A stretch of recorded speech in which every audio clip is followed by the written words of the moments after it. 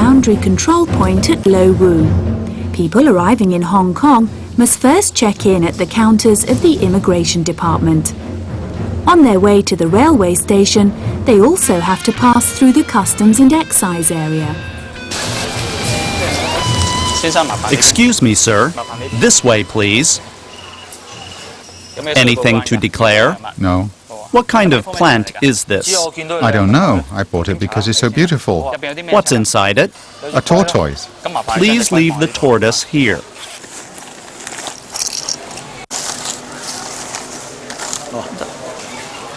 Anything else? Nothing.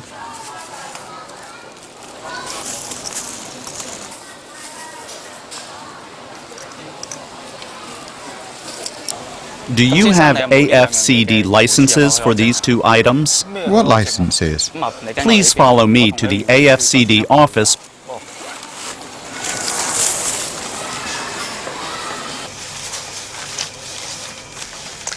Sir, did you get the orchid and the tortoise on the mainland? Yes. I think this tortoise may be a star tortoise, which is a protected species. Do you have an import license issued by the AFCD? What license? I just bought them in Shenzhen for fun. Any export license from the mainland? No, the shopkeeper didn't give me one. According to Chapter 187 of Hong Kong laws, a person attempting to import, export, or own an endangered animal and plant species must acquire a license. Failure to do so is a violation of the law. Violation of the law? What's the consequence? Anyone who has violated the law will be prosecuted. He may be sentenced to a fine, imprisonment, and forfeiture of the goods. Prison? What a harsh penalty. It's just a pretty pet. I am now confiscating your orchid and tortoise. I'll give you a seizure note. I'll forward them both to experts to confirm their status. Please fill in your personal data on the document. Well, In 1973, delegates from a range of countries met in Washington to sign the Convention on International Trade in Endangered Species, CITES. They promised to combine efforts to protect endangered wildlife against overexploitation by international trade. The convention categorizes the protected species in 3 appendices.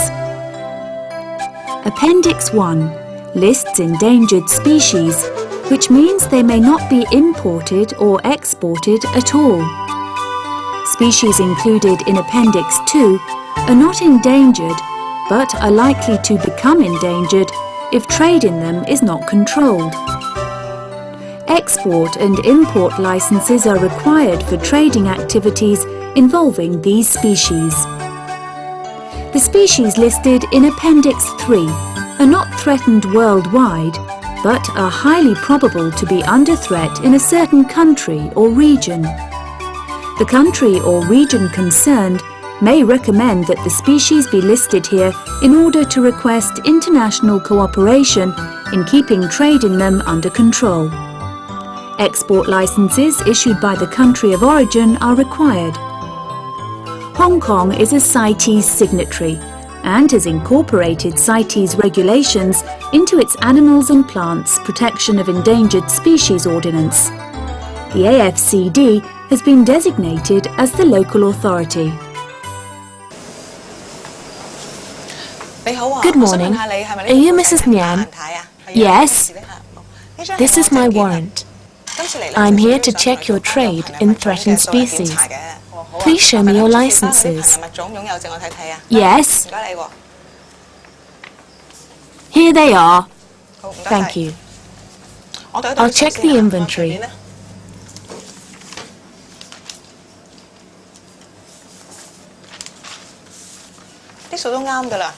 This is the updated stock list. Please sign here to confirm it. Mrs. Nian, do you remind your clients to apply for AFCD licenses to keep the threatened species? Of course. My clients give me a deposit and they go to apply for licenses to keep the species. I give them the goods only after the licenses are ready.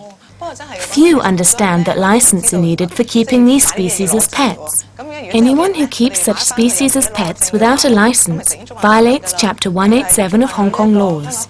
He or she is liable to a maximum fine of $100,000 and imprisonment for 1 year. What a tough penalty! If you keep endangered species for commercial purposes, the maximum fine is $5 million and 2 years imprisonment.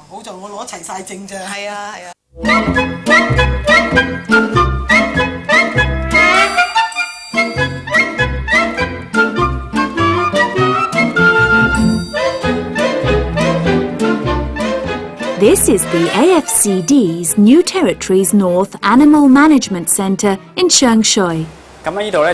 This is one of the AFCD's animal management centers. Its main purpose is to provide temporary accommodation for animals seized by customs or AFCD officials. Animals that have been smuggled may be suffering from lack of water or food. Here we provide them with water and food as soon as they are admitted and place them in a comfortable environment. Meanwhile, we contact the Ocean Park, the Zoological and Botanical Gardens, and the Kadoorie Farm and Botanic Garden, which have facilities for long-term accommodation of the animals. We hand the animals to them.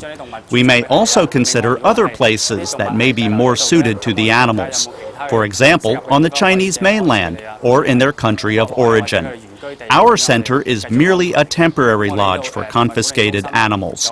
Our veterinary surgeons will provide the animals with simple medical treatment if necessary. This is the Wild Animal Rescue Centre at Kadoorie Farm and Botanic Garden. Apart from a number of enclosures for breeding animals, the whole centre is also a veterinary hospital.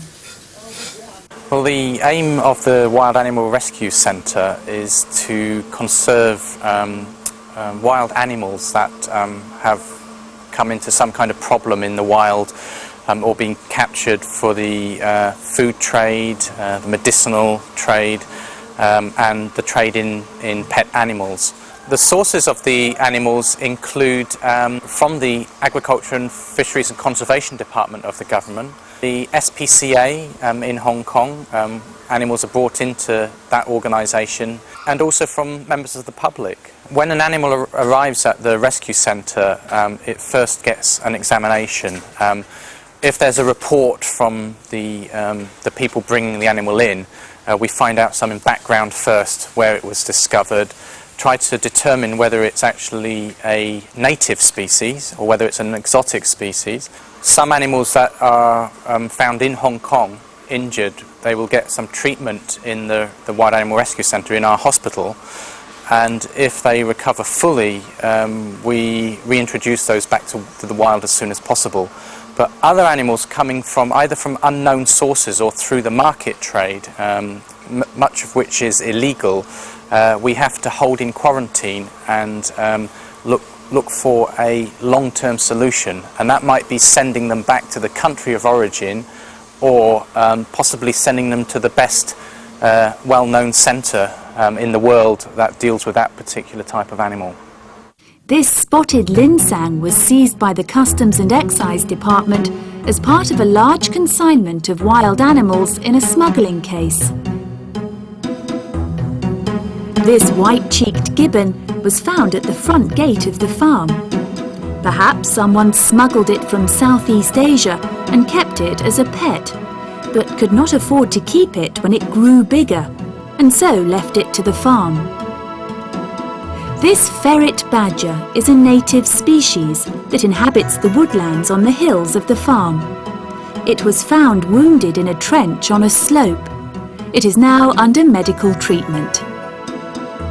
This is a young collared Scops owl. A group of hikers brought the chick to the farm for treatment. It was found on the ground and had probably been wounded when it dropped from its treetop nest. A female mallard from the AFCD's New Territories North Animal Management Centre is handed to the Wild Animal Rescue Centre. The bird may be dying and may have swallowed a fishhook.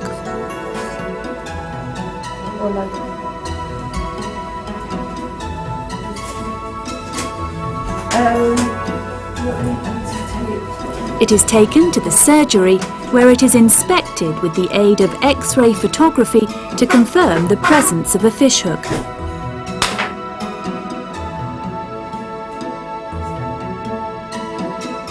A veterinary surgeon successfully removes the hook and saves the mallard.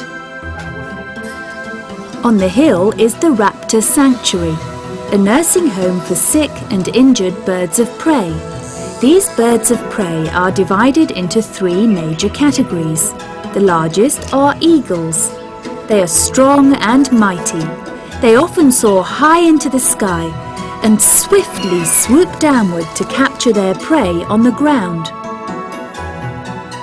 Hawks are smaller birds with round wingtips. They also like to soar high in the sky and swoop swiftly to capture their ground-based prey.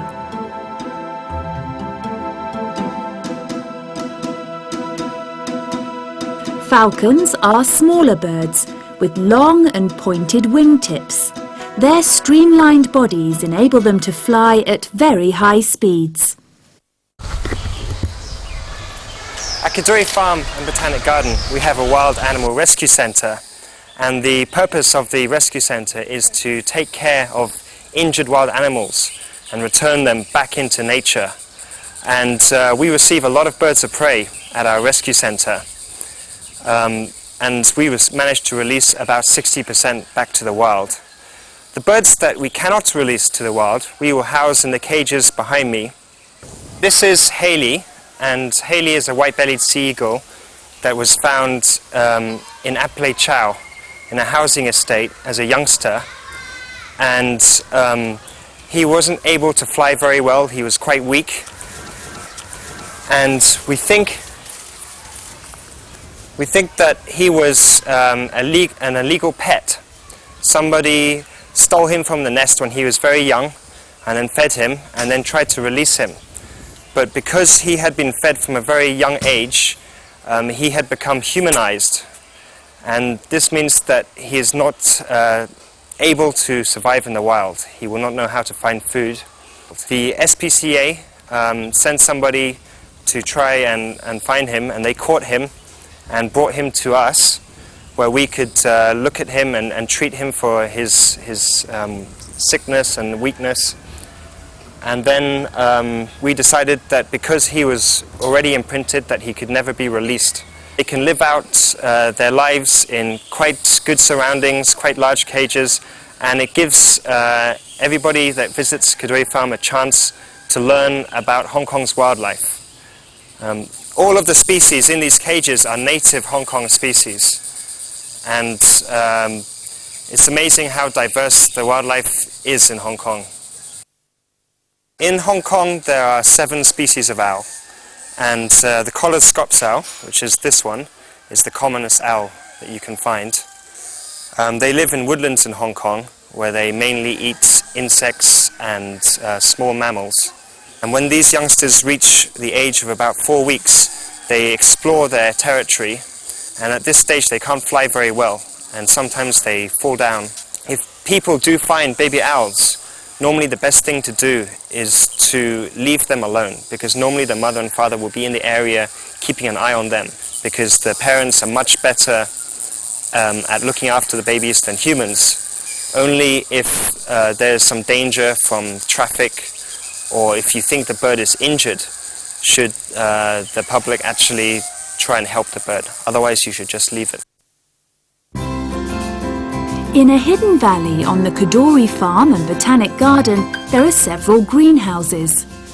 In here, a large number of orchids belonging to rare and endangered species are bred. This is an unknown species of slipper orchid. It was found in the forest on the hills of the Sino-Burmese border. This is Paphiopedilum belatulum, It is endemic to the Yunnan and Kweijo provinces of China. This is Dorytis pulchericma, a species endemic to Thailand and the Malay Peninsula. It is also found in China's Hainan province. This is Dendrobium nobile. Its stem is also known as an expensive Chinese traditional medical ingredient named dendrobe. This is Cleostoma parishii. It is endemic to the Hainan and Yunnan provinces of China. This is Paphiopedilum appletonianum. It is a native of the region ranging from the Hainan and Yunnan provinces of China to Myanmar and other countries in Southeast Asia. This is Paphiopedilum concolor. It is a native of the region from the Guangxi and Yunnan provinces of China to Myanmar, Thailand and other countries on the Indo-China Peninsula. This is Paphiopedilum hirsutissimum. It is a native of the region that stretches from the Guangxi and Kweijo provinces of China to Thailand and northern Myanmar. All these orchid plants were confiscated by AFCD officials in local shops and markets. They were smuggled into Hong Kong from the Chinese mainland or Southeast Asia. These rare and endangered species are now included in our research work in the South China Flora Conservation Project. We are researching breeding methods with a view to producing a large number of orchid plants to reintroduce to the mainland. In recent years, we have rendered a free service in breeding more than 1,000 plants of various orchid species for the government. The Kadoorie Farm and Botanic Garden is more than a nursery for confiscated orchid species. It is also a research centre on cultivation of orchid species. Using the long-standing practice of propagation by division, the researchers artificially stick orchid shoots to stone walls or tree trunks to start new plants via vegetative propagation. Recently, they have taken tissue culture approaches to develop the technique of aseptic seed culture for orchid species. We are now experimenting with ways to cultivate orchid species native to Hong Kong and South China. We have found that aseptic seed culturing of orchids is most effective. These are the fruits of different orchid species. We use artificial pollination. The fruit surface is sterilized. The fruit is cut open and the seeds placed on a culture medium.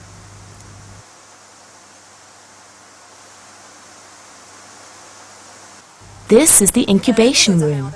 This is an aseptic seed culture that I have just prepared. In each of these bottles is an aseptic seed culture prepared in the past few days. You can see spherical buds developing. Later, the buds will continue to grow to produce more spherical buds. Then, differentiation begins and leaves are formed. After a while, the buds develop into a mass of healthy, aseptic orchid shoots. Applying the routine of aseptic seed culture, the researchers here have successfully bred a large number of rare orchid species, such as the Hong Kong jewel orchid, Dendrobium nobile, etc.